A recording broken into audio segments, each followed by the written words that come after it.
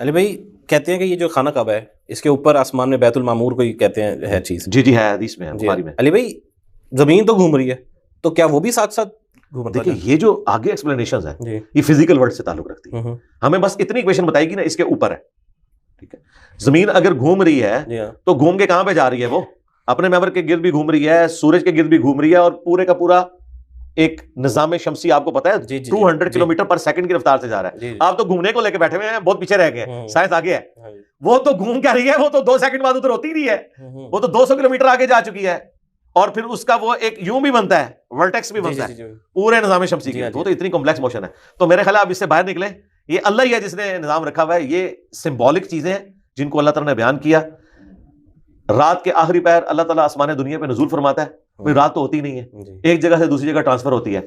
تو یہ وہ چیزیں ہیں جن کو آپ نے فزیکل ورلڈ میں جتنا ہے اتنا لینا ہے. یعنی میرے لیے یہ ہے کہ جب یہاں پہ رات ہوگی تو میرا یہ عقیدہ ہے میرے رب نے آسمان دنیا پہ نزول فرمایا جیسا کہ اس کی شان کے لائق ہے. چونکہ خدا فزیکل نہیں ہے، نہ فزیکل اس چیز میں آتا ہے، وہ ظاہر ہے لیس کمثلہ شیء وہو السمیع البصیر، وہ ٹائم اور اسپیس سے پاک. یہ چلا ہوا ہے آج کل واٹس ایپ وغیرہ پہ بھی کہ حابیل کو تو قابیل نے قتل کر دیا تھا، تو کیا پوری امت یہ جو ہے انسانیت یہ قاتل کی اولاد ہے؟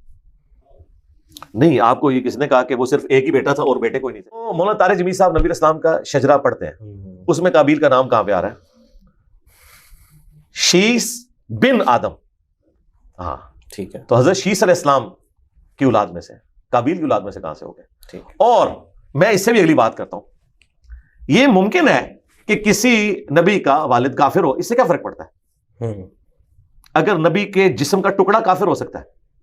ہمارے استاد مولانا اسحاق صاحب نے بہت بڑی بات کی تھی، جب لوگ جھگڑتے ہیں نا کہ وہ والد کا لفظ اور ابی کا لفظ ابراہیم علیہ السلام کے لیے، اگرچہ ہم تو یہی مانتے ہیں کہ وہ چچا تھے، ابی کا لفظ چچا کے لیے ہے، لیکن اگر کوئی والد کو بھی مانتا ہے، یہ گستاخی کہاں سے بن گئی؟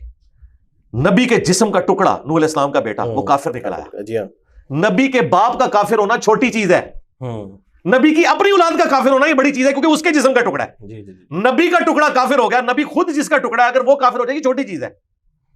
خواہ خواہ جھگڑے بنائے ہوئے انہوں نے. تو یہ میں نے مسئلہ اس سے بھی آگے حل کر دیا کہ یہ جو ہمارے ہاں جو شجرے ملتے ہیں اس میں تو قابیل کا نام ہی نہیں، شیس کا نام ہے، شیس بن آدم علیہ السلام. بات ہی ختم ہو گئی. بات ہی ختم ہوگی.